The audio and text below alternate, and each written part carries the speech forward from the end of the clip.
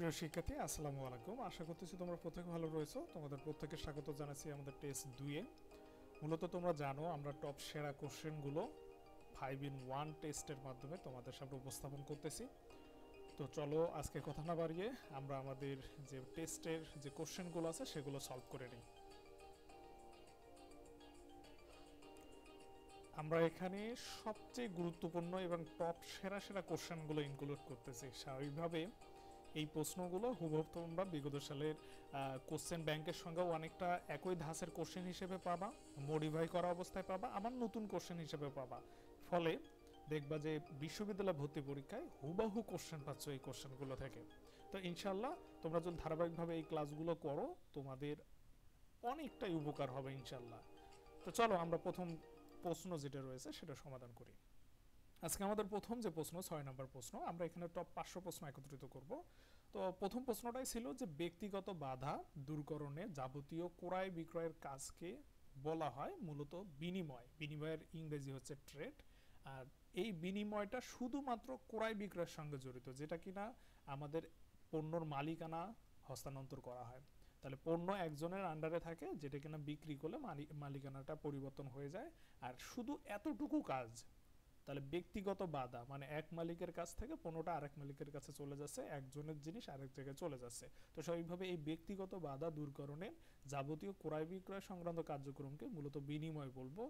আর এর পরে যেটা পরিবহন, অর্থসংস্থান, তারপরে হচ্ছে ঝুঁকি, এছাড়া হচ্ছে দেখা যাচ্ছে যে ব্যাংকিং এর মাধ্যমে অর্থসংস্থান, এগুলো সবগুলোকেই মূলত বাণিজ্যর অন্তর্ভুক্ত করা যাবে। তো অনেকে এটা ভুল করতেছে যে বাণিজ্য মনে হয় উত্তর হবে, কিন্তু না। আমাদের ব্যবসার সবচেয়ে সংকীর্ণ শাখাই হচ্ছে বিনিময়, যেখানে শুধুমাত্র ক্রয় বিক্রয় সংশ্লিষ্ট এবং ব্যক্তিগত বাধা যেটা আছে মালিকানাগত উপযোগ, ব্যক্তিগত উপযোগ বা সত্ত্বগত উপযোগ, শুধু জাস্ট এতটুকু জায়গা কভার করে হচ্ছে বিনিময়। আর বাণিজ্য হচ্ছে টোটাল এরিয়া, অর্থাৎ বিস্তর এরিয়া। উৎপাদিত পণ্য চূড়ান্ত ভোক্তার কাছে পণ্যটা পৌঁছানো পর্যন্ত যা যাবতীয় কাজ থাকবে সবগুলো বাণিজ্যের অন্তর্ভুক্ত। আর অপরদিকে বিনিময় শুধুমাত্র ব্যক্তিগত বাধা অথবা ক্রয় বিক্রয়ের যে জায়গাটুকু আছে শুধু সেই অংশটুকু নিয়ে কাজ করে থাকে। তো স্বাভাবিকভাবে এখানে আমাদের সঠিক উত্তর হবে বিনিময়। আমরা পরবর্তী কোশ্চেনে চলে যাই।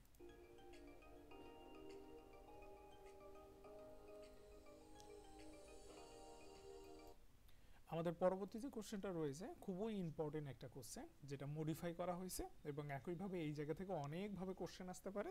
সুতরাং একটু সতর্ক হও, আমি বোঝাই দিতেছি। এখানে বলা আছে কোম্পানি সংগঠন, শুধু কোম্পানি সংগঠন না, বেসিক্যালি যে কোনো ব্যবসা প্রতিষ্ঠানই হোক না কেন সেটা যখন দেউলিয়া ঘোষিত হয় অথবা বিলোপ সাধন করা হয়, দেউলিয়া ঘোষিত হয় অথবা বিলোপ সাধন করা, বা তার জীবনকাল শেষ হয় অথবা ব্যবসা আর করবো না এমন আর কি বিষয়।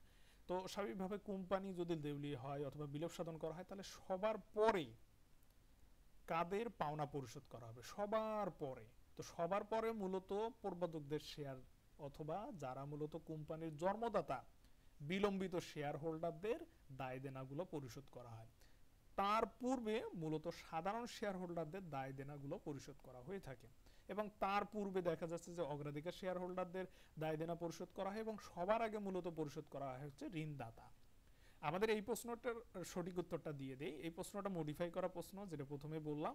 এইটার সঠিক উত্তর হবে, যেহেতু বলছে সবার পরে কার দায় দেনা পরিশোধ করা হয়, এখানে সঠিক উত্তর হচ্ছে সাধারণ শেয়ার হোল্ডার। এই সাধারণ শেয়ার হোল্ডারও যদি থাকতো, একই সঙ্গে এখানে যদি প্রবর্তকদের শেয়ার অথবা বিলম্বিত শেয়ার যদি থাকতো, তাহলে সঠিক উত্তর কিন্তু বিলম্বিত শেয়ার হোল্ডার হতো। অর্থাৎ আমি যদি তোমাদের এই জিনিসটা একটু ক্লিয়ার করে বলি, তাহলে তোমরা এই জিনিসটা বুঝতে পারবা। বেসিক্যালি সবার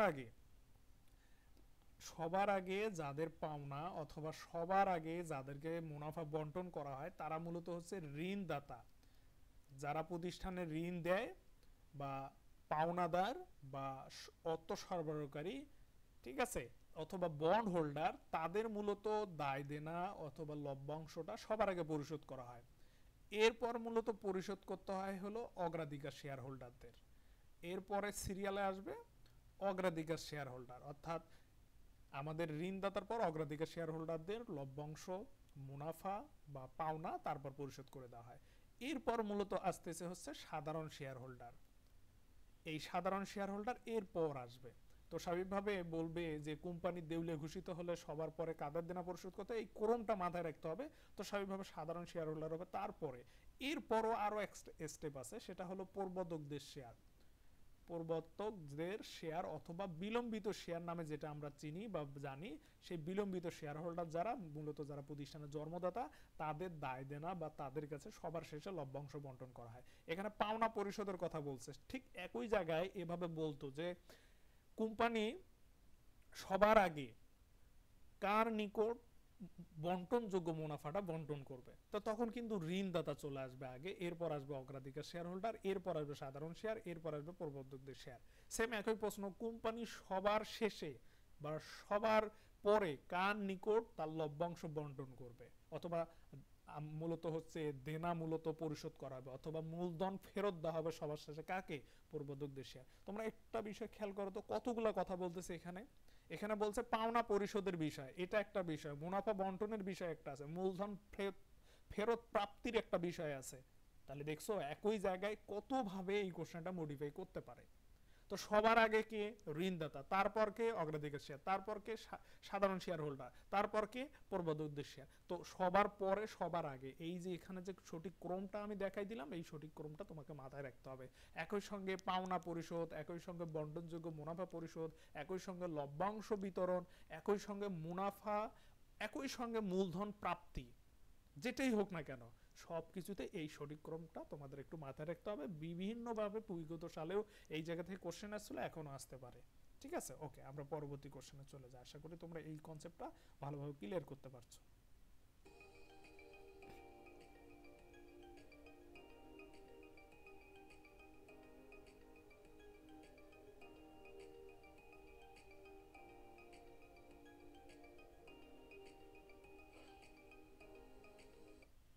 আমাদের ৮ নম্বর যে কোশ্চেনটা আছে সেটা একটু আমরা দেখব। ৮ নম্বর কোশ্চেনে বলা আছে যে একটি দেশের অর্থনৈতিক উন্নয়নের প্রবেশদ্বার বলা হয় মূলত শিল্পকে।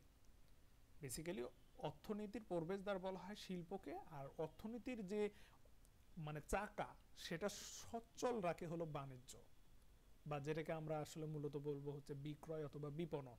তো মূলত একটা দেশের অর্থনৈতিক উন্নয়নের মেইন কাজটা করে প্রোডাকশন, এবং পরবর্তী যে স্টেপটা আছে অর্থাৎ শিল্পের দ্বার বা সরি মানে অর্থনৈতিক উন্নয়নের যে প্রবেশ বা অর্থনৈতিক উন্নয়নের যে মানে সূচনা, সেটা শিল্প করে দেয় প্রোডাকশনের মাধ্যমে। ঠিক আছে, এবং সেই জিনিসটা বিক্রি বা সেই জিনিসটা থেকে বিক্রি করে মুনাফা জেনারেট করা, এই জায়গাটা মানে অর্থনীতির চাকাটা সচল রাখার কাজটা করে হচ্ছে বাণিজ্য। তো স্বাভাবিকভাবে এখানে সঠিক উত্তর হবে হলো শিল্প। আর যারা অনেকেই শিল্প বাণিজ্য দিয়েছো, এখানে আসলে শিল্প বাণিজ্য উভয়ে হবে না, বরঞ্চ শুধু শিল্পকে আমরা একটা দেশের অর্থনৈতিক উন্নয়নের প্রবেশদ্বার বলবো। আমাদের ব্যবসা সংগঠনে এমন অনেকগুলো কোশ্চেন আছে যে কোশ্চেনগুলো আসলে অনেকটা জোর করে মুখস্থ করে নিতে হয় অথবা ধরে নিতে হয় এমন আর কি। আমরা পরবর্তী কোশ্চেনে যাই। আমাদের পরবর্তী যে ৯ নম্বর কোশ্চেনটা আছে, সেই কোশ্চেনে বলা আছে নিচের কোনটি এক মালিকানা কারবারের বৈশিষ্ট্য নয়। সম্প্রতি অর্থাৎ ২০২০ সাল সংক্ষিপ্ত সিলেবাসের পর ২১, ২২, ২৩, ২৪ সেশন বা তার পরবর্তী সেশনগুলো শিক্ষার্থীরাও যারা তোমরা আমার এই ভিডিওটা দেখবা, তোমাদের এতটুকু বলি যে বিশ্ববিদ্যালয়গুলা তাদের ম্যানেজমেন্ট কোশ্চেনের একটু প্যাটার্ন চেঞ্জ করার চেষ্টা করছে। দেখা যাচ্ছে যে পুরো ২০২০-এর আগে বিশ্ববিদ্যালয়গুলো ম্যানেজমেন্টের মধ্যে মার্কেটিং ফিন্যান্স কোশ্চেন দিত না, আবার ২০২০-এর পর মার্কেটিং ফিন্যান্স কোশ্চেন দেওয়া শুরু করেছে। একই সঙ্গে কোশ্চেনের এরিয়া চেঞ্জ করে ফেলছে। বিশ্ববিদ্যালয়গুলা সচরাচর বৈশিষ্ট্য জায়গা থেকে আহামরি তেমন কোশ্চেন করতো না, এই যে ব্যবসা সংগঠনের এই জায়গাগুলো থেকে, কিন্তু ইদানিংকালে একদম হুবহুব কোনটা বৈশিষ্ট্য না এভাবে কোশ্চেন করতেছে। নর্মালি বৈশিষ্ট্য থেকে যেটা কোশ্চেন হতো এভাবে বলতো না যে নিচের কোনটি বৈশিষ্ট্য, নিচের কোনটি বৈশিষ্ট্য, এগুলো বলতো না। বৈশিষ্ট্যের ভিতর অন্যভাবে কোশ্চেন করতে, যেগুলো আমরা পরবর্তী ইনশাআল্লাহ ক্লিয়ার করব। কিন্তু ইদানিং তারা স্পষ্ট করে বলতেছে এক মালিকানা ব্যবসা প্রতিষ্ঠানের বৈশিষ্ট্য কোনটি, অংশীদারি ব্যবসা প্রতিষ্ঠানের বৈশিষ্ট্য কোনটি, মানে কোনটি নয় কোনটা বৈশিষ্ট্য, এভাবে স্পষ্ট করে বলে দিতেছে। তো স্বাভাবিকভাবে এই কোশ্চেনটাতে আমরা দেখি নিচের কোনটি আমাদের এক মালিকানা কারবারের বৈশিষ্ট্য নয়। এর মধ্যে আমরা দেখতেছি পরিবর্তনশীলতা। অবশ্যই এক মালিকানা ব্যবসা যখন তখন পরিবর্তন হয়, স্বাভাবিকভাবে এটাও এক মালিকানা ব্যবসা প্রতিষ্ঠানের বৈশিষ্ট্য। নিশ্চিত স্থায়ী না, এক মালিকানা ব্যবসা প্রতিষ্ঠান সবচেয়ে বড় অসুবিধা বা অন্যতম একটা বৈশিষ্ট্য হচ্ছে ক্ষণস্থায়ী। যখন তখন মালিক যখন বলবে যে না আমি ব্যবসা করব না, ভালো লাগতেছে না, ব্যবসা শেষ। তার মানে কি এর কোনো স্থায়িত্বই নেই। এক মালিকানা ব্যবসা প্রতিষ্ঠানের একদম সবচেয়ে অনিশ্চিত একটা ব্যবসা হলো এক মালিকানা ব্যবসা প্রতিষ্ঠান। বৈধ সত্তা, হ্যাঁ অবশ্যই ব্যবসা হতে গেলে তাকে বৈধ হতেই হবে, স্বাভাবিকভাবে ব্যবসার অন্যতম একটা বৈশিষ্ট্য থাকতে হবে বৈধতা থাকতে হবে।